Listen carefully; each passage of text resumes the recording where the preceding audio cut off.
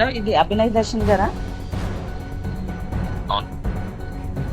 అయితే ఒక మాట సార్, మీకు ఒక విషయం చెప్దామనేసి ఫోన్ చేశాను సార్. చెప్పండి. ఆ పాస్టర్ ఈషా దానియేల్ గారికి అసలు తెలియకుండా ఆయన ఫోటో వేశారండి. ఓకే. ఇది ఏంటంటే మరి ఆ ఎంఏ పాల్ గారు అబ్బాయి గారు, మీరు ఇంకా అజయ్ బాబు గారు ఉన్నారు కదా సార్. మరి మీరు అందరూ ఇందులో పాల్గొంటున్నారు. మీకు ఇది ఎంతవరకు తెలియదని అంటున్నారు మీరు. మరి ఆయన తెలియకుండా ఇలా చేయడం ఆయన డ్యామేజ్ చేసినట్టే కదా సార్. కనుక మీరు దయచేసి ఒక వీడియో విడుదల చేయాలని నేను అడుగుతున్నానండి. ఆర్కేపీ తరపు నుండి ఈ విషయాన్ని మీకు డిమాండ్ చేస్తున్నాను సార్. ఒక్కసారి మీరు ఆలోచన చేసి ఆయనకి తెలియకుండా ఇలా ఫోటో వేసినందుకు సారీ చెప్పినట్టుగా ఒక వీడియో విడుదల చేయండి సార్. సారీ. అది చేయకపోతే మాత్రం మేము కంప్లైంట్ ఇస్తాను సార్, పోలీస్ కంప్లైంట్ ఇస్తాను. ఎవరి ఫోటోలు సార్ అలా వేసేస్తారు? ఎవరికి డ్యామేజ్ చేయాలని చూస్తారు సార్? అంటే అంతా మీకు ఓకే సార్, ఓకే. సారీ. అది చేయకపోతే మాత్రం మేము కంప్లైంట్ ఇస్తాను సార్, పోలీస్ కంప్లైంట్ ఇస్తాను. ఎవరి ఫోటోలు సార్ అలా వేసేస్తారు? ఎవరికి డ్యామేజ్ చేయాలని చూస్తారు సార్? అంటే అంతా మీకు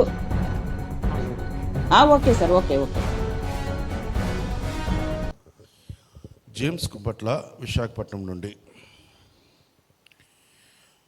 ఈ మధ్య క్రైస్తవ సమాజాన్ని ఉటంకిస్తూ కొంతమంది క్రైస్తవ వ్యతిరేక సమూహాలు మీడియాలో, సోషల్ మీడియాలో నటుడు అభినయ్ దర్శన్ మీద,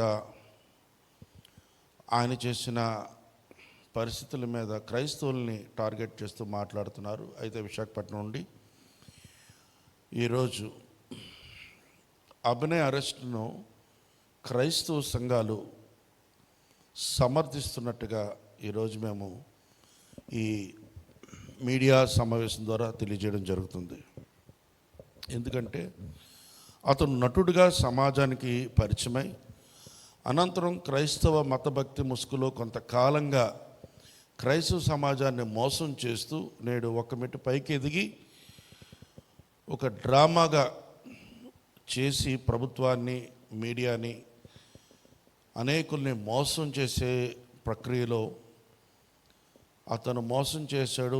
నిజమైన దాడి కాదని ప్రభుత్వం చెప్పిన తర్వాత, లేకపోతే పోలీస్ అధికారులు ప్రభుత్వం తరపున చెప్పిన విధంగా క్రైస్తవులు ఈ చర్యల్ని స్వాగతిస్తున్నాం, హర్షిస్తున్నాం.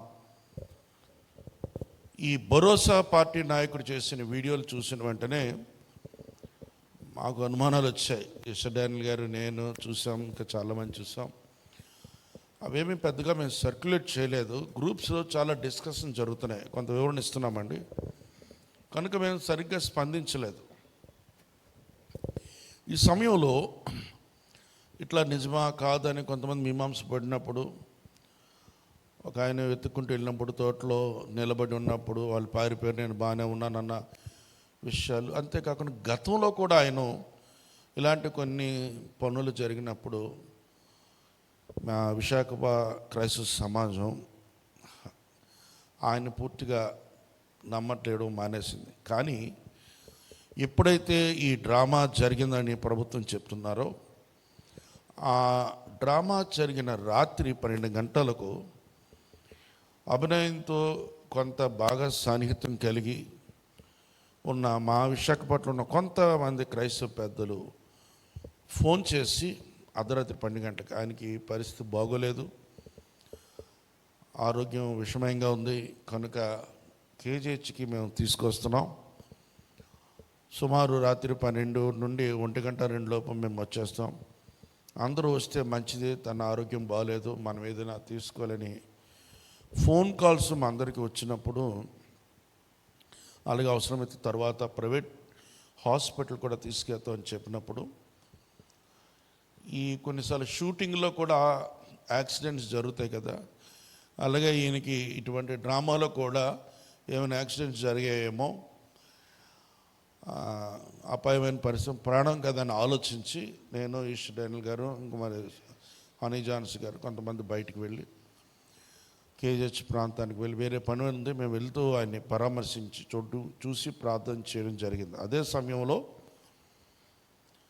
అక్కడ ఆయన్ని పరీక్షించినప్పుడు పెద్దగా గాయాలు కానీ ప్రాణాపాయ పరిస్థితిలో లేరు. ఆయనతో ఉన్న ఆయన స్టాఫ్ మిగతా వాళ్ళు అందరూ నవ్వుతూ అంటే చాలా ఫ్రీగా విచారంతో లేరు. గాయాలు ఎక్కడ జరిగాయని చూపిస్తే చాలా చిన్న చిన్న గాయాలుగా ఉన్నాయి. సరే కాలు మీద ఎక్కడ కుట్లు పడ్డాయంటే ఆ తొడ మీద నేను లుంగె తీసి ఇట్లా చూస్తున్నప్పుడు అక్కడ ఒక 5 కుట్లు పడినట్లు అనిపించింది.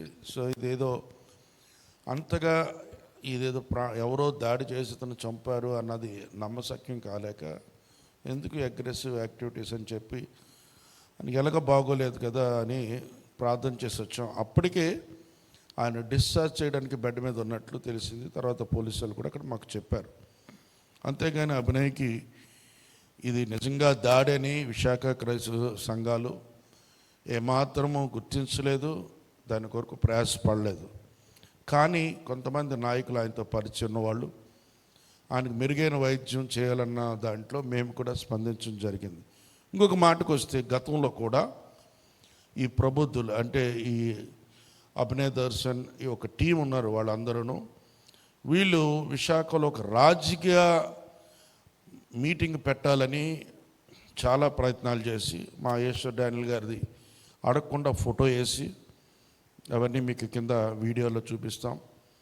ఆ వీడియోలో అభినయ్ దర్శన్ ఏం మాట్లాడాడు అన్నది కూడా మీకు ఈ వీడియోలో మీరు విందురు. కానీ కనుక అలాగా మోసం చేస్తూ ఒక మీటింగ్ పెట్టి క్రైస్తవ నాయకులందరినీ కలుపుకొని ఈ రాజకీయ మీటింగ్ ఇదే భరోసా లాంటిది ఏదో ఏర్పాటు చేస్తున్నట్టు ఇద్దరు, ఆయన పేరు ఏం పేరన్నా, అజయ్ బాబు ఇద్దరు చేస్తూ మా విశాఖపట్నంలో ఉన్న కొద్ది నాయకులకి వారు తెలుసో తెలియక వాళ్ళ యొక్క సహకారం తీసుకొని వాళ్ళ ద్వారా వీళ్ళు ఈ యాక్టివిటీస్ చేసే కార్యక్రమంలో మేము ప్రభుత్వానికి లేదా కేసులు పెట్టి ఆ మీటింగ్ జరగకుండా తిప్పికొట్టి వారిని వెనక్కి పంపించాం. కనుక మతం పేరుతో మోసం చేసిన వారిని ఎండగడ్డం క్రైస్తవులందరిది బాధ్యత అని మనం ఈ విషయంలో గ్రహించాలి.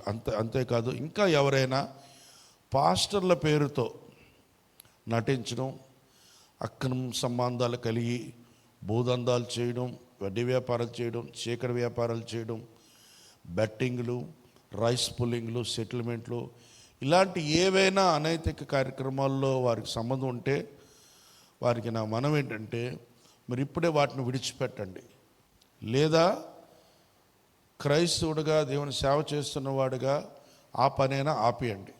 అంతేగాని వ్యభిచారాలు, భూదందాలు, సెటిల్మెంట్స్, అనైతికం ఏవైతే బైబిల్ వద్దందో చట్టం వద్దందో అట్లాంటి విషయాలు ఏమాత్రం చేయొద్దని ఈ నటుడు చేసిన కార్యక్రమం ద్వారా మరొకసారి మేము మీకు మానుకోవాలని సూచిస్తున్నాం.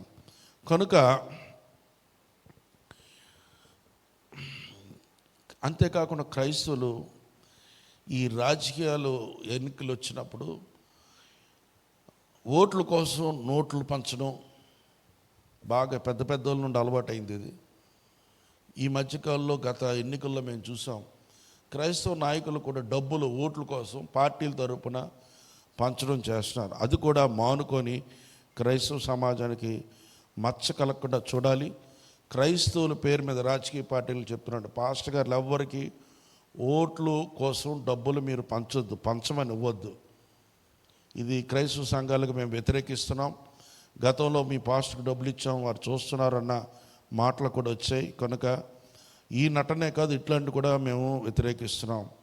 అంతేకాదు ఇతర మతాల్లో కూడా ప్రముఖ వ్యక్తులు, రాజకీయవేత్తలు మారకద్రవ్యాలు, అత్యాచారాలు, హత్యలు, దోపిడీలు, భూదందాలు, కడకు వసతి గృహాల్లో కూడా రాసలీలు జరుగుతున్న ఈ సమాజ శత్రువుల మీద కూడా ప్రభుత్వం కేసులు పెట్టి ఈ యొక్క పరిస్థితిని చార్జ్షీట్ వెంటనే దాఖలు చేసి ఈ విషయాల్లో ముందుకు రావాలని కోరుతున్నాం. చివరగా క్రైస్తవ సమాజ నాయకుడు డాక్టర్ ప్రవీణ్ పగడాల గారి హత్యామరణం విషయంలో ప్రభుత్వం అతను ఒక తాగుబోతుగా సెల్ఫ్ యాక్సిడెంట్ చేసుకొని చచ్చిపోయాడని తరచూ ప్రచారాలు చేసి క్రైస్తవ మనోభావాల్ని ఉద్దేశపూర్వకంగా దెబ్బకొట్టడం, అటు బాధితుల కుటుంబం దగ్గర నుండి సభ్యులను బెదిరించడం, హౌస్ అరెస్టులు చేయడం, అంతేకాకుండా సానుభూతి పరుల్ని అక్రమ అరెస్టులు చేయడం, వేధించడం, ఈ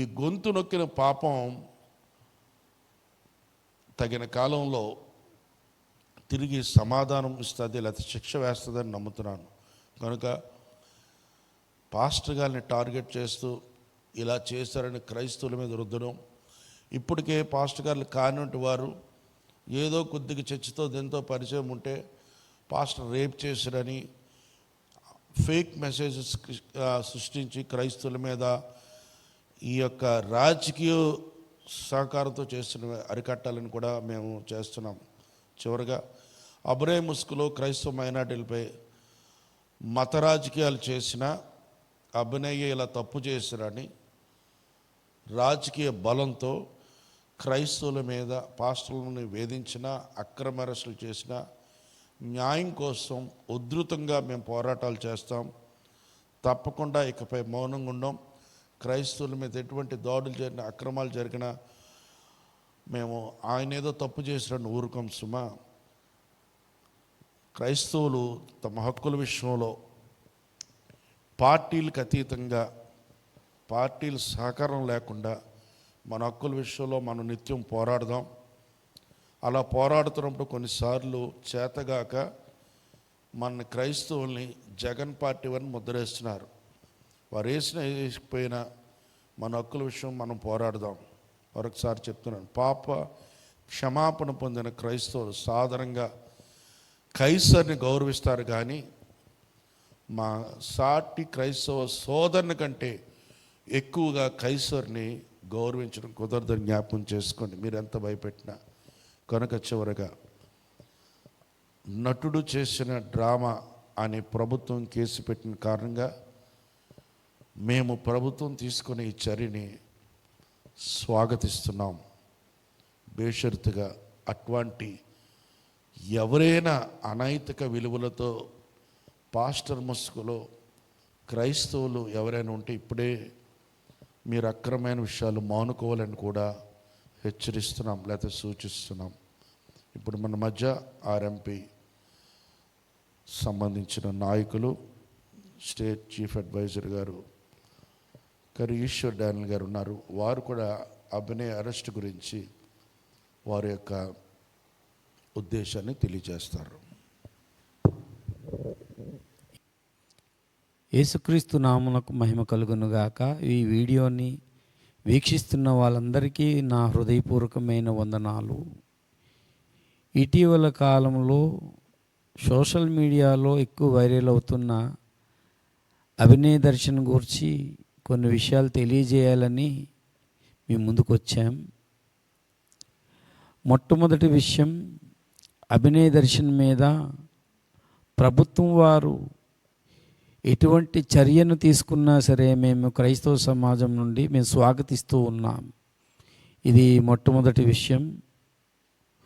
రెండో విషయం, ఆయన నటుడుగా అందరికీ పరిచయం అయ్యారని సోషల్ మీడియాలో చూసాం మేము. ఇది నిజం అనుకుంటున్నారు చాలామంది, అది నిజం కాదేమో అని కొంతమంది సందేహిస్తున్నారు. ఏది ఏమైనా పోలీసుల దర్యాప్తులో ఇది తనే దాడి చేయించుకున్నాడు, సుఫారీ ఇచ్చాడన్న విషయాన్ని మేము కూడా ఆ విషయాన్ని మేము స్వాగతిస్తూ ఉన్నాం. అభినయ దర్శన్ గురించి వాళ్ళ భార్యని ఇంటర్వ్యూ చేసినప్పుడు భార్య చెప్పింది ఏంటంటే ఈయన పాస్టరే కాదని. అభినయ దర్శన్ లాగే చాలామంది ఫేక్ డిగ్రీలు తీసుకొచ్చి పాస్టర్ ముసుగులో చాలామంది ఇలాగా చేసేవాళ్ళ విషయంలో మేము ఖండిస్తున్నాం. మరి దయచేసి ఈ విషయాన్ని మీరు మానుకుంటే దేవుని నామం మీ వల్ల మరి దూషింపబడకూడదు. ఏది ఏమైనా అభినయ దర్శన్ విషయంలో మేము ప్రభుత్వం ఏ చర్య చేపట్టినా సరే దాన్ని స్వాగతిస్తున్నాం. మంచిది. నేను ఈశ్వర్ డానియల్, రాష్ట్రీయ మసీహా పరిషత్ రాష్ట్ర చీఫ్ అడ్వైజర్, ఆంధ్రప్రదేశ్.